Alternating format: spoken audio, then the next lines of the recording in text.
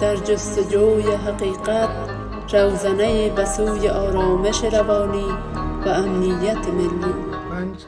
در خدمت جمع از متفکران، نویسندگان و دانشمندان قرار دارم تا کندوکاو در پی جنبش روشنفکری افغانستان داشته باشیم. مهمان ویژه این برنامه شخصیت دلسوز، خدوم، متفکر و نویسنده اثرگذار بر تاریخ و ادبیات کنونی کشور دکتر سید عسکر موسوی است.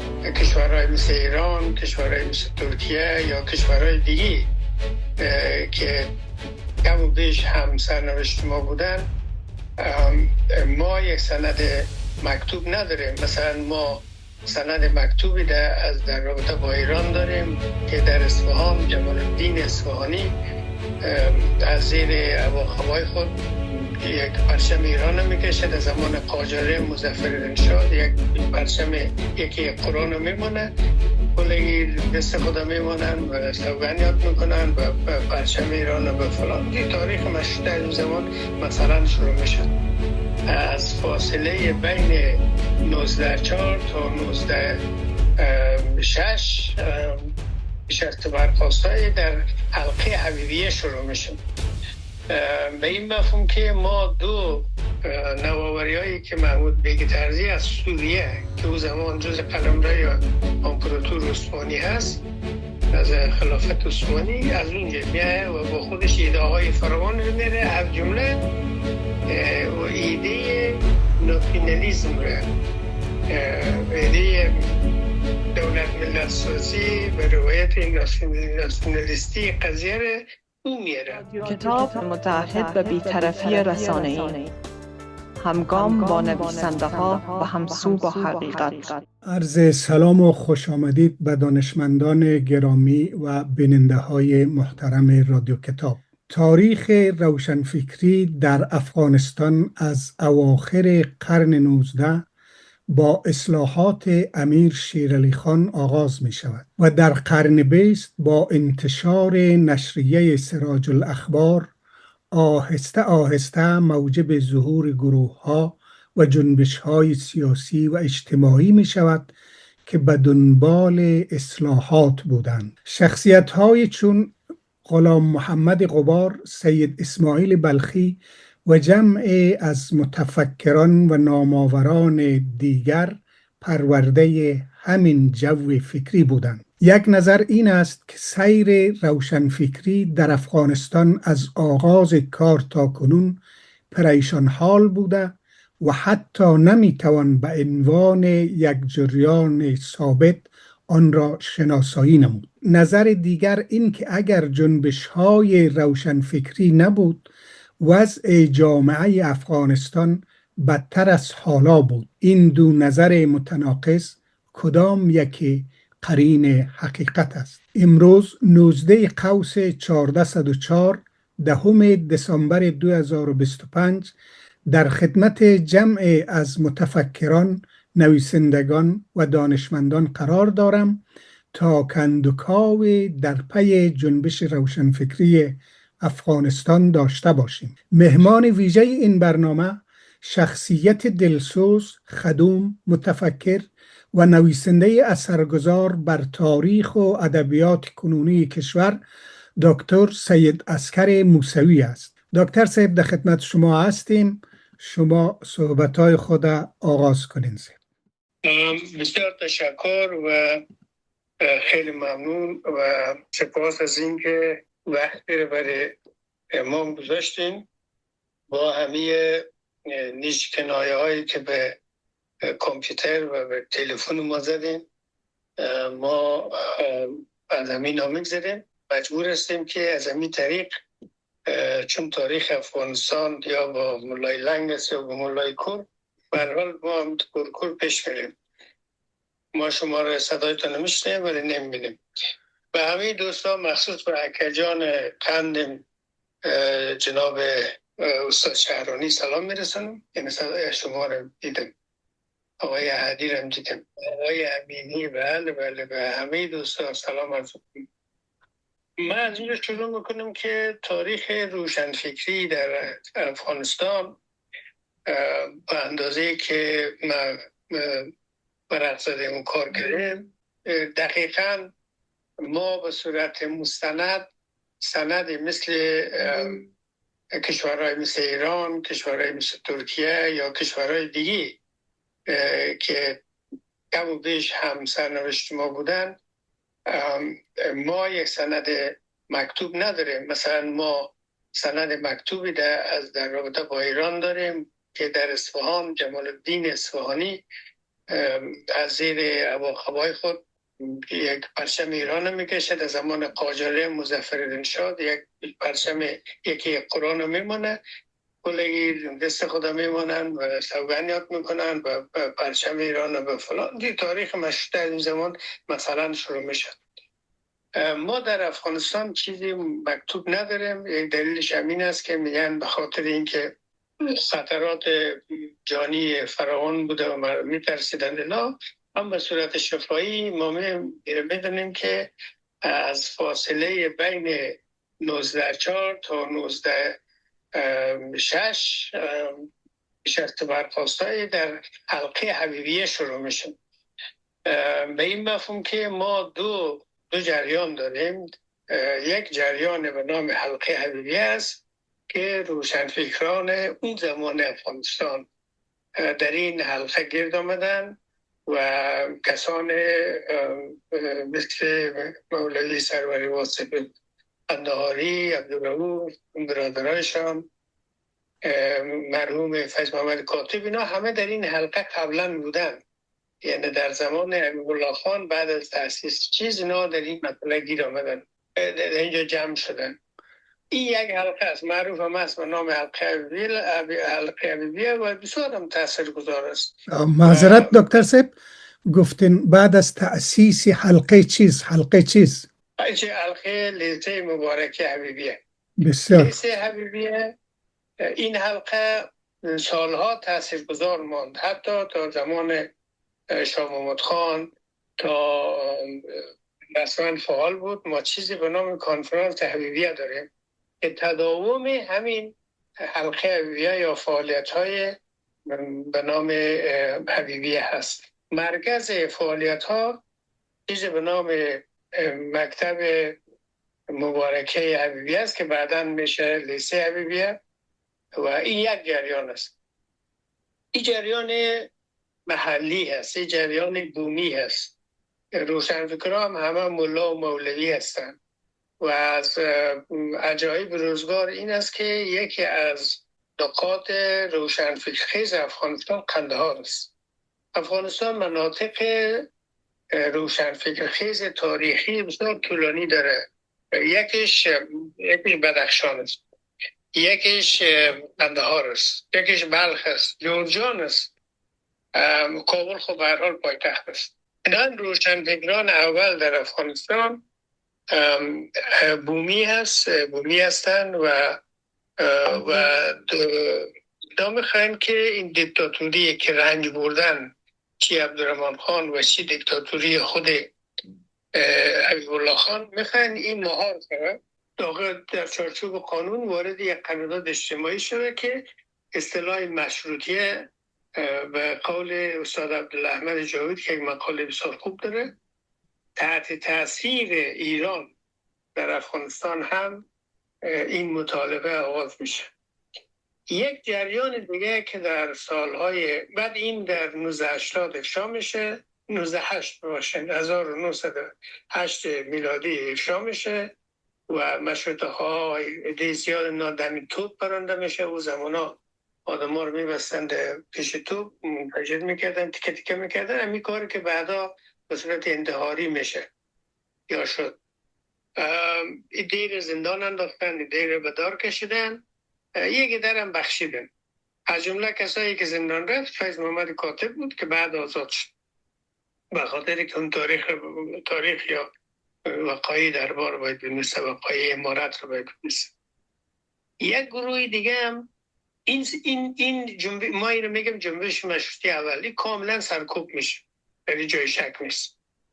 یک جریان دیگه هم شروع میشه که زیاد ریشه های بومی نداره، ولی با عناصر بومی فعالیت میکنن.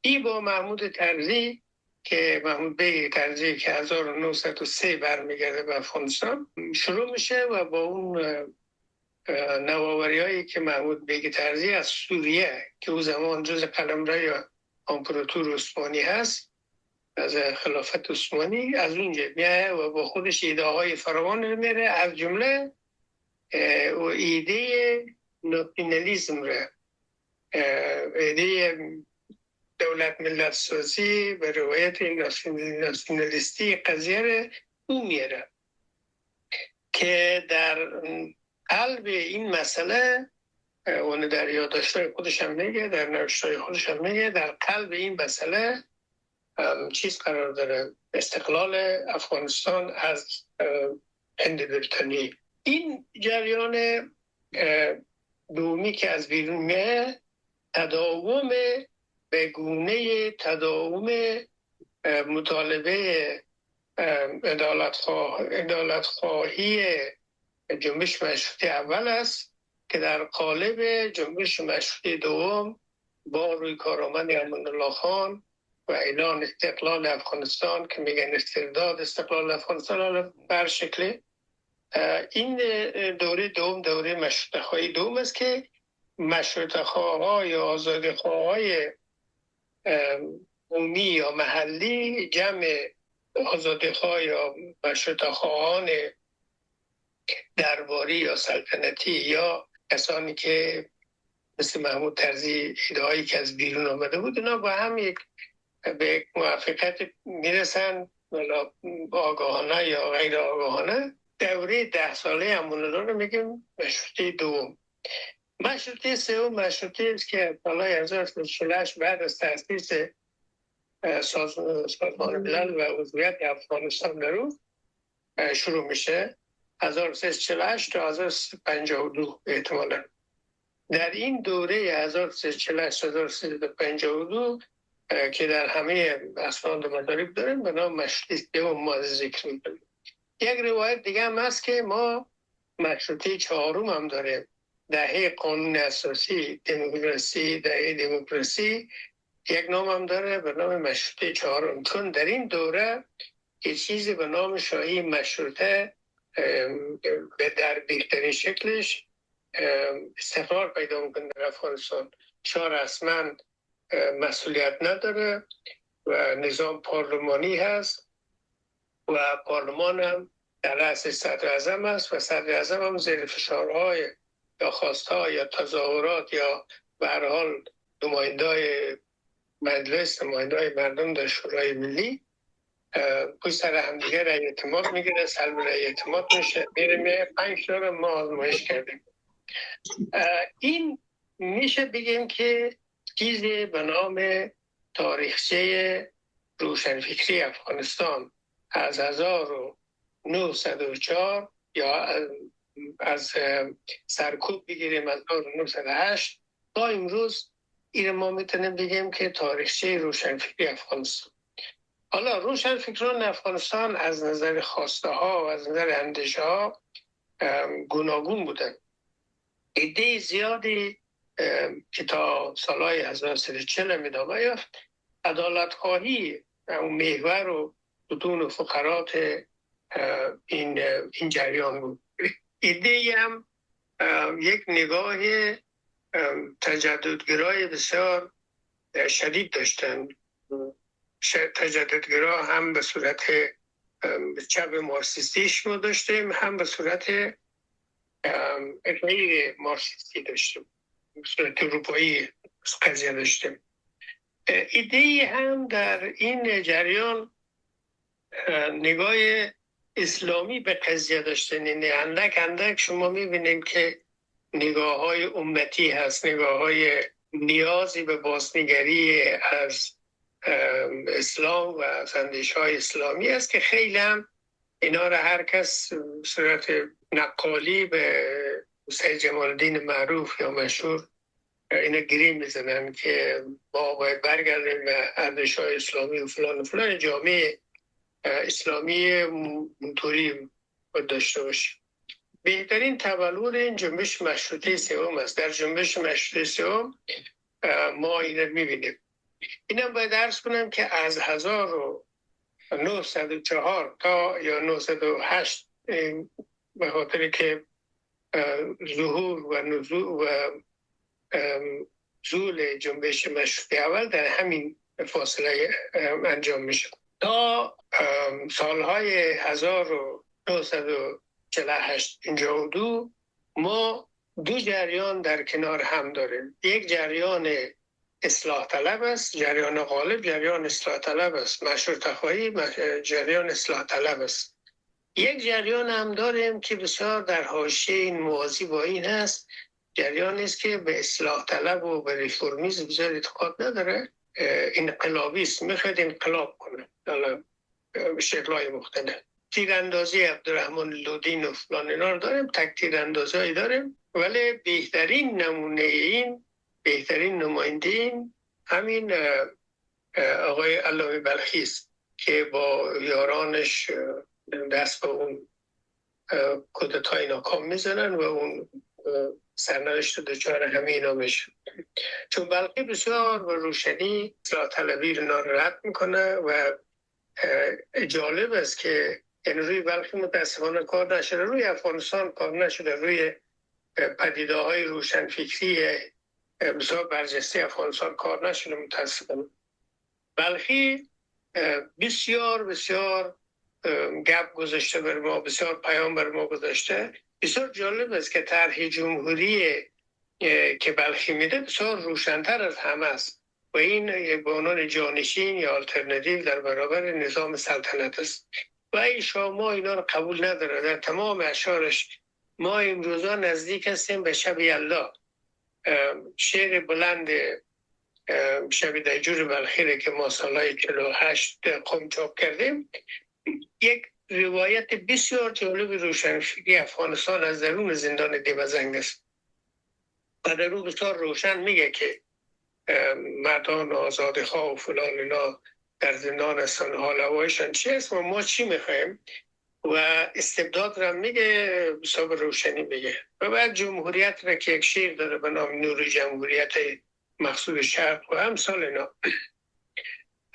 احتمال زیاد میتونیم با یک احتیاط باید بگیم که یک جریان مارکسیستی هم دقیقاً از 1918 که اون نامه معروف لنین میایه برای حبیب الله خان و جواب نمیده، یعنی یک سال قبل از مثلا طور شدنش.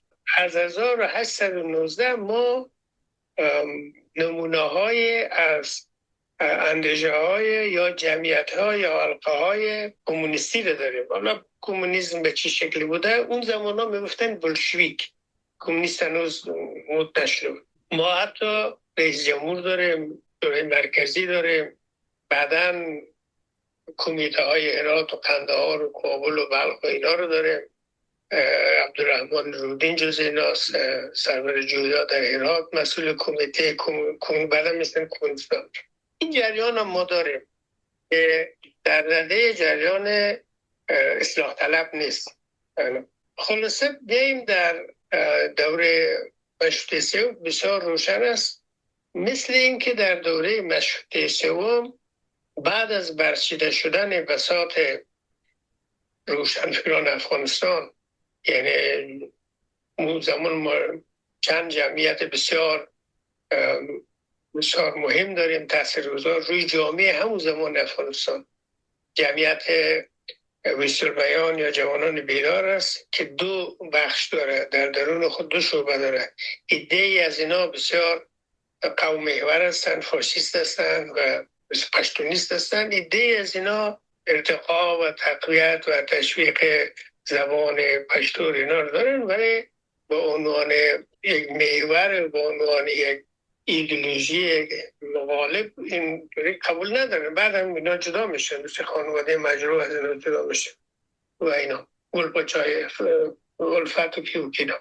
یک جمعیت هم که این قدیمی ترین است، احتمالاً قدیمی ترین جریان سری علامه بلخی بوده، ولی سری بوده. ما خب به طور علنی این است، این جریان وصول بیان است. بعدش در اواخر نزدیک به اواخر سلطنت شاه خان، این سالهای 50 سالهای 50 49 ما جمعیت وطن داریم و جمعیت ندای خلق داریم.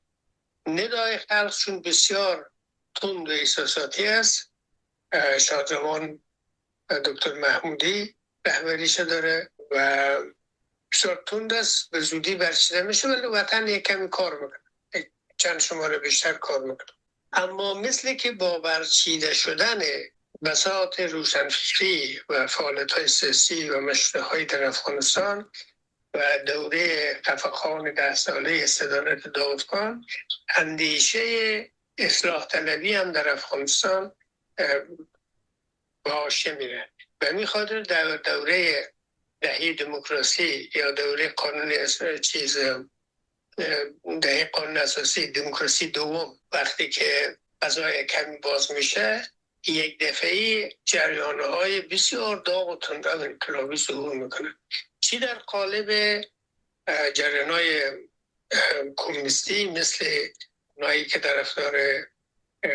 طرفدار مسکو بودن، یا چی اونایی که طرفدار پیکن بودن، حتی جریان‌هایی که در بین این دوتا در حرکت بود، مثل جریان مرحوم طاهر بدخشی با اینکه خودش از درون حزب دموکراتیک خلق آمد بیرون و خیلی با اندیشه‌های مسکو نزدیک بود، اما عجیب است در نوشته‌ها و یادداشت‌هایی که از اون دیدیم، حرکات پیکن هم مورد تحمل از اوست و قبول داره، در حالی که در اون زمان ما سر پول باقمی می‌دیدیم زدنک بود. اون قدر جنگی که بین طرفدار پیکن و مسکو بود، بین انقلابیون و شاه اینا نبود. یک جریان بسیار انقلابی، حالا ما این انقلاب افراط به نام انقلاب به خاطر میریم که جریان اصلاح طلبی دیگه میره به حاشیه. سر بلند که جریان جوانان مسلمان بود، ای که بعدا نام حزب دموکراتیک اونا رو گفت اخوانی و بعد گفت اخوان شیاطین. این نام است که اونا گذاشتن. تا جایی که من خبر دارم از دکتر طاها رمضان، نوه حسن البنا که چندین سال با هم در سنت اندرس کالج با هم بودیم، طاها رمضان این جمله از اون است، این عبارت نیست ولی این جمله از اون است، گفت حزب اخوان المسلمین یکی از بزرگترین احزاب جهان است، در همه کشورها حتی در ایران نمایندگی داره، شعبه داره، جز یک کشور او افغانستان است. اما در افغانستان بیشترین سر صدا به نام اخوان المسلمین وجود داره. اینم طاها گفت. گروه به نام اخوانی آمدن، ولی من چیزی به نام اخوانی سنه نیدیم. اون زمان ما در نوجوانی بودیم، فعال بودیم. ما چیزی که میشنیدیم جوانان مسلمان بود. داستان جوانان مسلمان اینطوری بود که اینا یک اعلامیه نوشته بودن، او را در گهیز میخواستن چاپ کنن. باز مولوی گهیز که صاحب و مدیر مسئول اونجا بود، اوز دوران مملکت بود و قانون بود و قانون مطبوعات بود، بالاخره هر کس هر شیر چاپ نمیتونست و اگر چاپ میکرد اینجا ازش میپرسیدن منبعش. اعلامیه اینا رو میخواست چاپ کنه. بعد میگن گهیز پرسید که خب اینو من به نام چی چاپ کنم؟ اینا ماندن، یعنی کسانی که رفته بودن مقاله رو برده بودن. بعد میگم با خودش قلمشو میکشه مثل جوانان مسلمان.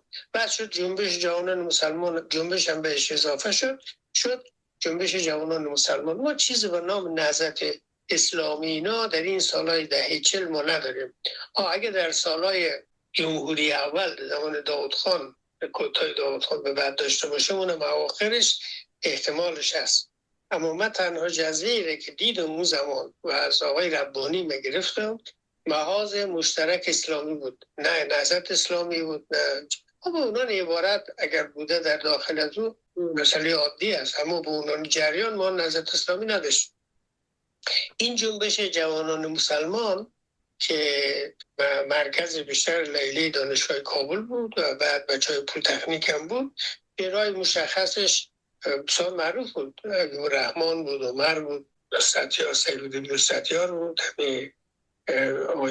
گلبدین حکمتیار بود. این آدم ها بودن. یک چند تا از بدخشان، چند تا شیعه هم داشتیم به نام اسماعیل راسخ بود، اسماعیل پاسخ بود به نظر من، که بسیار داغ بود. جز همین گروه بودن.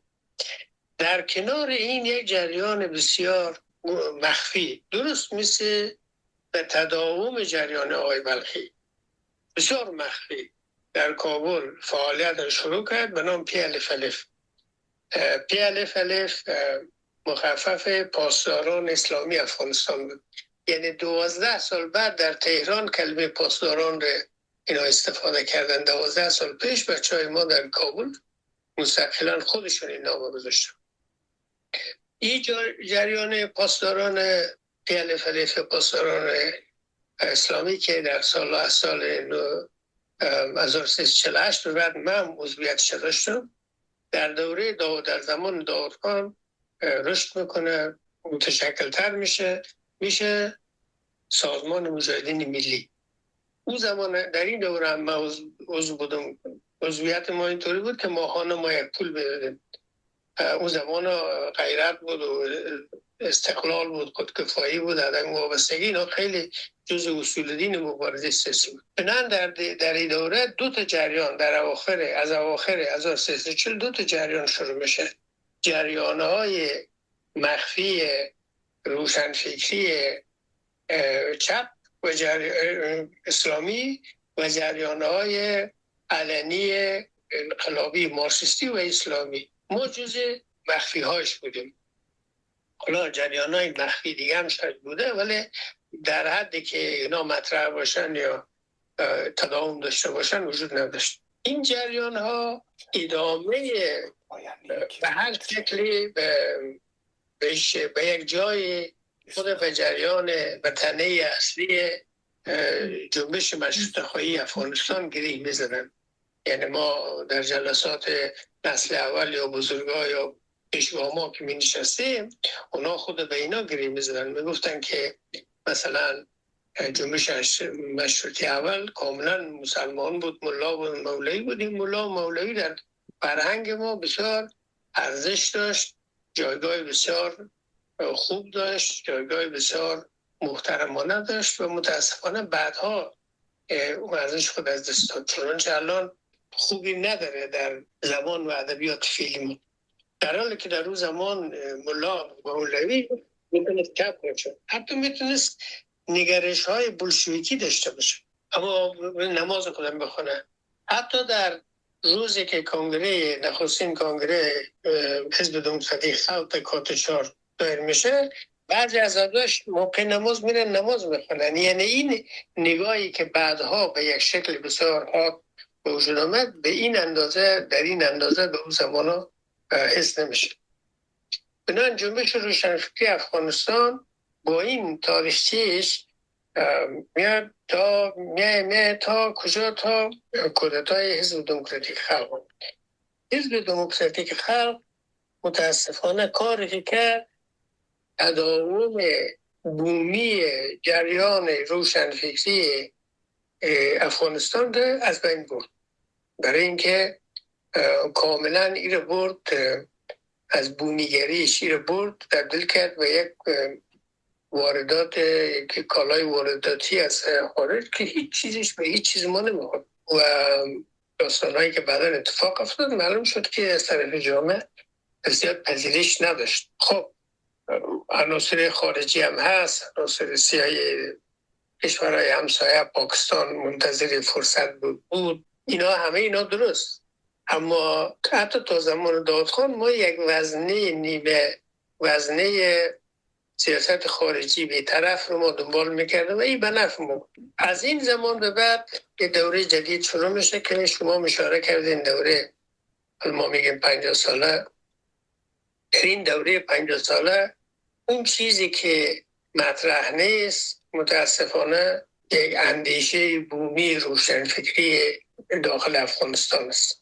من به هیچ وجه منظور من این نیست که ما در حزب دموکراتیک خلق، در داخل حزب دموکراتیک خلق، در جریان دموکراتیک نوین که به شکل جاید معروف است، در سازمان زحمتکشان که مرحوم بدخشی بود و رهبریون یا این جریان ها انسان های روشنفکر عدالت های درجه یک ملی حتی مسلمان نداشته. من نمیگم اینطوری نبودن، ولی کل جریان ها اون کیفیت داخلی خود رو از دست دادن، حتی به صورت بسیار خیرخواهانه.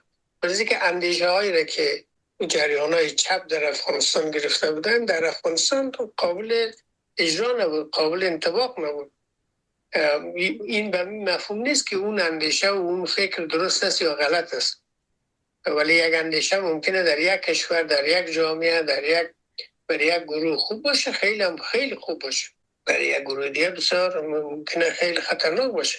مثل ناسیونالیسم در اروپا خیلی خوب بود، ولی بر ما زهر. برای که اینجا یک جامعه امتی ما داشتیم، هنوز از 80% مردم زیاد مسئله را اصلا نمیفهمن، مراد نمیکنن. حتی در همین کشورهایی که در اونجا حکومت‌های ناسیونالیستی بسیار قوی حاکم هستن، اما در بین مردم وقتی شما میرین لایه‌های فرودست جامعه، اونجا زیاد این مسائل مطرح نیست. هنوز است ارتباطات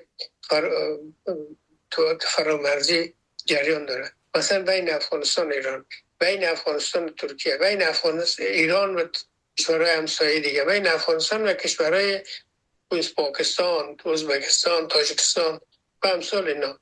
این مردم فرودست این جریان دولت ملت را هنوز آشنا نیستن، هنوز قبول نداره. اینا بر اساس همون ارزش‌های با عنوان بر اساس همون فرهنگ سنتی دینی امتی خودشون زندگی میکنن. بنابراین شما یک ایده از بیرون برین، مثلا پرولتاریا در افغانستان باید پیدا کنند که ایده های انقلاب پرولتاری دموکراتیک رو بیارین. حتی بعضی موقع حساسیت هست در مقابل کلمه دموکراسی که بد نیست، ولی خب مردم افغانستان میگن آخه در قالب ما نمیخوره، در سرود محلی ما نیست، در افسانه های ما نیست، اصلا مثل نمیچسبن. و درست هم است. یعنی روشنفکر بومی فرقش با روشنفکر غیر بومی همین است. او از درون دردها، از درون تجربیات، از درون مطالبه گری های خود جامعه می سر بالا میکنه، این از بالا چیز میشه می پایین. حتی نظریه‌های ریفورمیستی که آقای طرزی آورد، مسئله قوم محوری را ایشان رشد داد و در قالب اندیشه های بیان داشت و اینا از بیرون آمد و نخوند. من از شخصیت های خیلی مهم زمان ما شنیدم که میگفت ما اینقدر واژه‌های نو ساختیم که مردم رو هیچ خبر نداره، اصلا بلد نیستن، استفاده نمیکنن، چون چیز قالبی از بیرون آمده. حالا در مثال زبانی قضیه. بنابراین اون چیزی که ما در 50 سال گذشته تجربه کردیم از نظر ادبیات روشنفکری افغانستان قبل از 50 سال ناخواناست. و از عجایب روزگار این است که اون زمان من شاید 19 یا 20 ساله بودم، در یکی از شمارهای پیام مهاجر من نوشتم، فکر کنم در جیهون من نوشتم، یکی از نشریاتی که ما اون زمان در ایران داده بیرون، یعنی من دادم در ایران بیرون. در اونجا نقد ما از حزب دموکراتیک به خاطر ایدئولوژیش نبود. من اونجا گفتم که ما با ایدئولوژی حزب دموکراتیک مشکل نداریم، ما اختلاف نظر و اینا رو باش مشکل نداریم، هر کس میتونه نظر رو داشت. اون چیزی که ما مشکل داریم ایست که حزب دموکراتیک با عمل زدگی پراگماتیسم که داره و این که نمیخوره به ساختار و بافت جامعه رو نمیفهمه، ریشه روشنفکری افغانستان از بین میبره. او زمان ما میگفتیم پیشگویی میکرده، ولی یک بچه 20 ساله یا 19 ساله یا همین حدودها و این نگاه من نبود، این نگاه را ما شنیده بودیم از کسانی که قبل از ما بود، کسانی که بعد از ما بود. ما بحث های پای صحبت بزرگان نشسته بودیم. یکی از ناقدین درجه که بسیار روشن حرف میزد، فکر کرده حرف میزد، مرحوم مبلغ بود. من پای صحبت هایشان شبان نشستم. اتفاقا یکی از دغدغه‌هایشان همین مسئله بود، میگفت که من رفتم دیدم تمام ستاره. این به جامعه ما نمیخوره. این حتی میگفت تحول به جامعه ما نمیره، چون تحول آوردن جامعه ما باید از درون خودش با بیارای خودش با توانایی خودش باید باشه. بنان نگاه اگر بگیم در برابر در ارتباط با این عنوان شما مطرح کردین، اگر روشنفکران دور اول یا قدیمی یا قبل از 50 سال یا 50 سال اول افغانستان برگردن و نگاه بکنن به قضای افغانستان، 50 سال اخیر جنگ های بی آرمان است. حتی جنگ های جماعت مجاهدین که معمدن مجاهدین رو میخوانم، حتی همین جنگ های اینا، چون جنگ های بر اساس یک آرمان نیست، بر اساس یک برنامه که 100% نیست. هیچ کدام اینا برنامه خاصی نداره، حتی خاصی منظم نداره، بر اساس قدرت است. همین الان هم بحثی که راه افتاده بحث سر این است که ما چطوری این قدرت بیچون و چرایی که در کابل در اختیار طالبان هست، ما چطوری بخش از این قرار بگیریم. کنایه های آقای سفیر افغانی امریکایی، او هم کنایهش همینه، میگه که 20 سال گذشته یا 30 سال گذشته شما به خاطر قدرت جنگیدید. این مشکلاتی که در درون جامعه ما داریم، این مشکلات پوشش یا پوسته خواسته های قدرت طلبانه این گروه ها شد. چنانچه اصطلاحات مثل سهم قدرت، سهم فلان قوم، مرحوم قاسم اخبر میگفت دولت بعد از بوم را میگفت شرکت سهامی است، هر کسی یک سهم میدن. کدام برنامه برای تغییر اجتماعی ما نداشتیم. ما یک جامعه تو تغییر کنه نداشتیم، اقتصادش تو تغییر کنه نداشتیم، هنوزم نداریم. قدرت سهمگیری مردم با قدرت تغییر کنه ما نداشتیم. جایگاه قوم محوری که تا بوده چنین بوده، این ما در این رابطه هیچی نداشتیم، بلکه نمونه‌ای بسیار برعکس داشتیم. مثلا ما چی نیاز داشتیم که سرود ملی را از زبان فارسی برگردانیم به زبان پشتو. ما میتونستیم مثلا زبان رو برداریم و آهنگی بسازیم. خیلی کشورها هست که آهنگ دارن. اصلا سرود ملی یک چیزی بسیار بیخودی است. میدونیم خواستگاهش از کجاست، از اروپا آمده، اروپای بعد از ناسیزم. در این فاصله این سرود مورد ملی اینا با اون بیرقایی که ناسی‌ها داشتن، بنابراین اگر اونا سر بلند بکنن هیچ چیزی نمیفهمن، حتی اسلام خواهی رو نمیفهمن. مثلا میبینن تعجب میکنن و وحشت زده میشن. شیعه رو میکشه، سنی رو میکشه، تاجیک میکشه، پشتون میکشه، ازبک میکشه. این نه در دوره جنگ‌های مثلا در دوره جهاد، همین در دوره جمهوری چهارم یا جمهوری لیبرال، یک کسی گفت لیبرال تکنوکرات یا لیبرال دموکراسی آمریکایی، در این دوره همینطوری بود. در این پنجشیر 6 گروه شد، 6 دسته شد به خاطر قدرت. حزب وحدت قرار بود یک حزب بشه، 4 تا بود، پس شد 5 تا. آقای دانش هم یک دکان درست کرد که بالاخره اونم یک سهم بگیره. شورا با وجود آمده و شورای عجیب و غریب، شورای دادات، شورای زلباش، بیات، فلان و فلان اینا موجود بود. حتی من امروز شنیدم در سمنگان یک شورای جدید به نام خرمیان بوده که نمیدونم این یک قوم است یا یک مذهب است، بابک خرمدین است ایناست. خب این کلش به طرف ما، به طرف از همپاشیدگی رفتیم. من نشان دهنده این است که همون شعار محوری که از 1904 یا 4 تا 8 شروع شد که عدالت اجتماعی بود و مهار زدن، لگام زدن به قدرت بیچون و چرای امیر بود، امیر ایبالله بود، و حتی در جرگه پغمان لودین اون رو بروی امان الله میگه تو مشتاخان نیست، اگه مشتاخان چرا تو هم صدر اعظم هستیم، پادشاه اجازه بده کسی دیگه صدر اعظم شد. این خواسته دیگه وجود نداره. یعنی تغییر در مدیریت جامعه وجود نداره، تغییر در اداره جامعه وجود نداره. حالا هر قد قانون اساسایی مقبول درست کنه که من میگفتم کتابچه آقای کرده، تغییر در مدیریت نهادهای تاثیرگذار جامعه وجود نداره. حتی تغییر در مدیریت آموزشی وجود نداره. همه چیز همونطوری که هست. حتی زمان عبیبالله خان مگه ببینید مدرسه مبارکه عبیبر بگیرم، دانشگاه هم شکل بزرگ شده کلان همون است. به این خاطر است که دانشگاه های ما هیچ سهمی در زندگی جمعی مردم متاسفانه نداشته و نمیتونه بگیره. هیچ تولید فکری هم نداشته. اتفاقا تولید فکری بیرون از دانشگاه بود. ما یک تاریخ منبع کار ما باشه که بگیم فلان دانشکده یا دانشگاه دپارتمنت تاریخ دانشگاه کابل داره، ما نداریم. همین تاریخ رو بیشتر کسایی نوشتن که بیرون از چیزی به نام دانشگاه بود. حتی درس خونده دانشگاه نبودن. غبارم نبود، معلوم آهنگ هم نبود، معلوم فرهنگ هم نبود، اینا هم نبودن. ما یک نفر داشتیم که او چندان تاثیرگذار نبود متاسفانه به دلایل مختلف.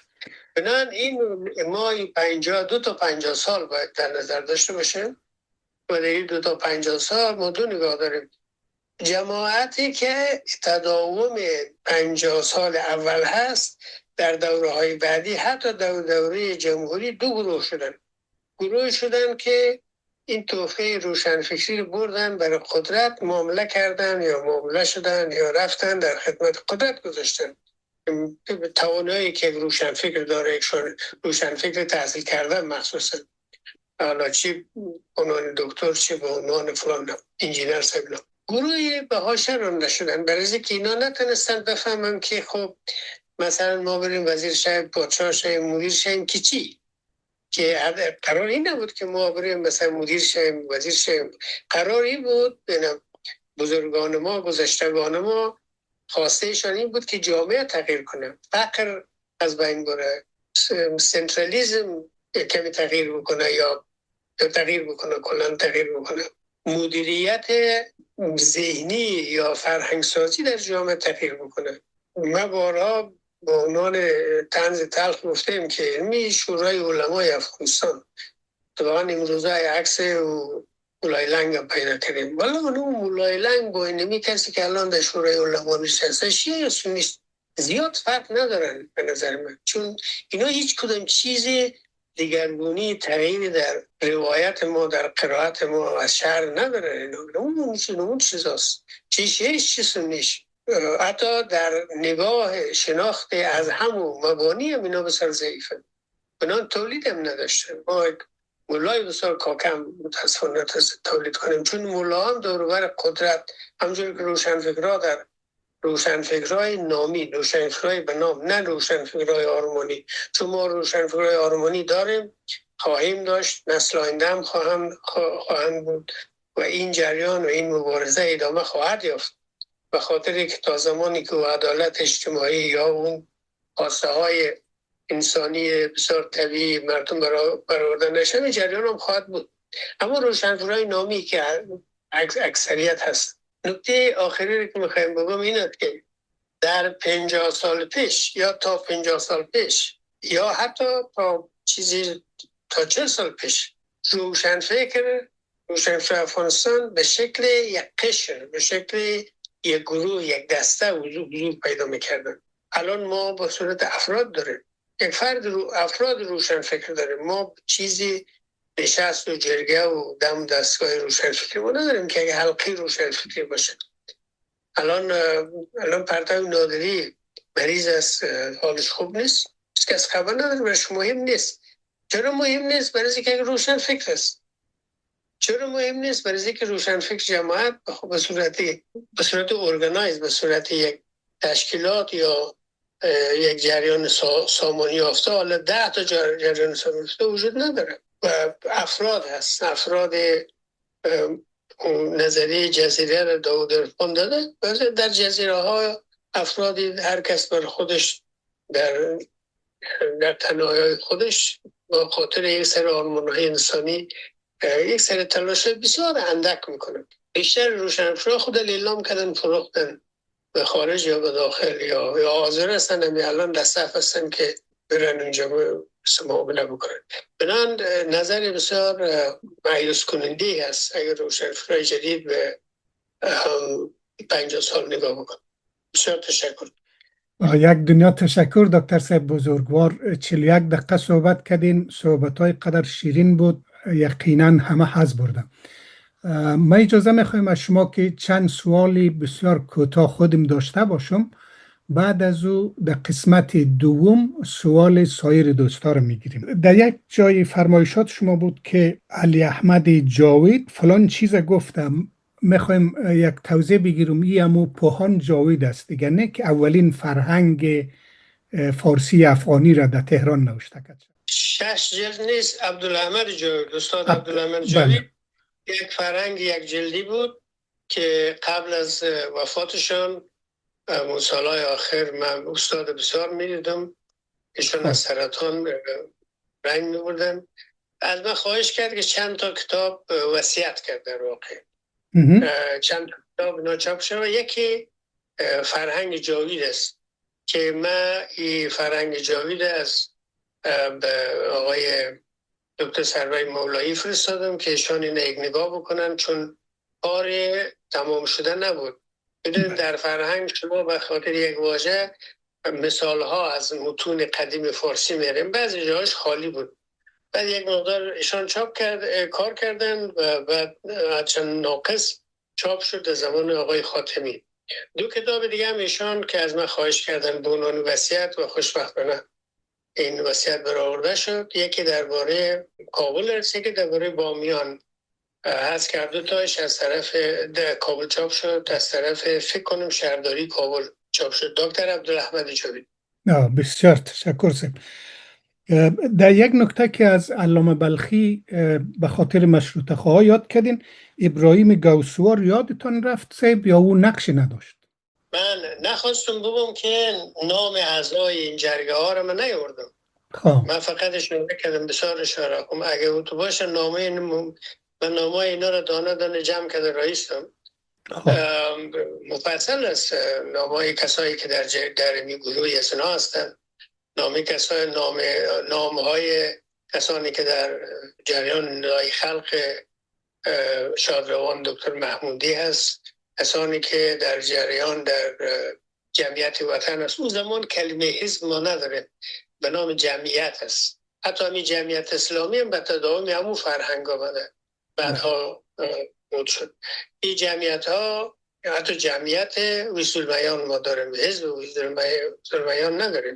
من نامه های اینا رو نیاوردم عمدن به خاطر طولانی میشه و خبر دارم دیگه. بله بسیار خوب سب. در یک جای بیاناتتون اشاره کردین که بعد از این مرحله اصلاح طلبی قربانی شد و جایش انقلابیگری گرفت. تاریخ را در این مورد ذکر میتونین سب؟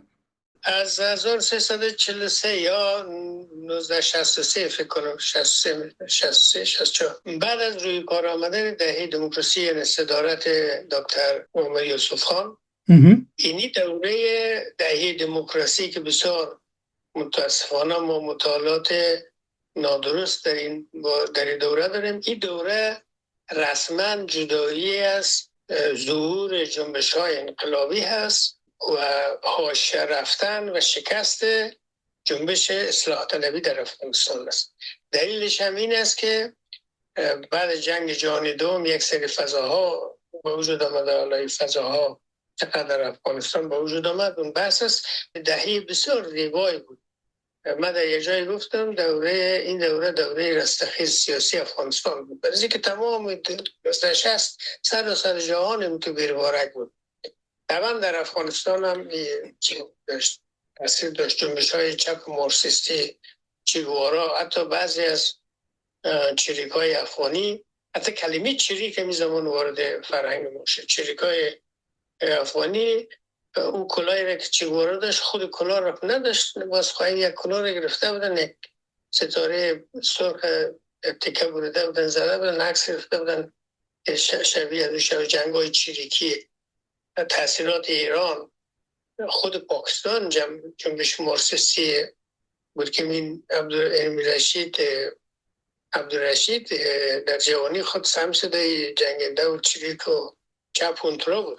جهان اینطوری بود. جهان سی پی آی در هند فعالیت، جنبش های چریکی در هند بود، سی پی آی فعال بود، در سر جهان اینطوری بود. و طبعا روی افغانستان هم تاثیر گذاشت، مثل که همیشه ما متاثر بودیم از بیرون. جنبش مشروطه خواهی را متاثر بودیم، جنبش های چریکی انقلابی را متاثر بودیم. انقلابیگری در افغانستان به شکل بسیار سازمان یافته و به شکل غالب و جذاب در همین دوره سالهای دهه دموکراسی یا دهه قانون اساسی وارد افغانستان شد.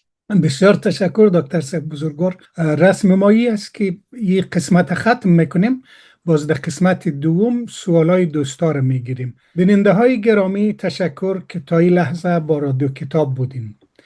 رادیو کتاب از شما و در خدمت شماست.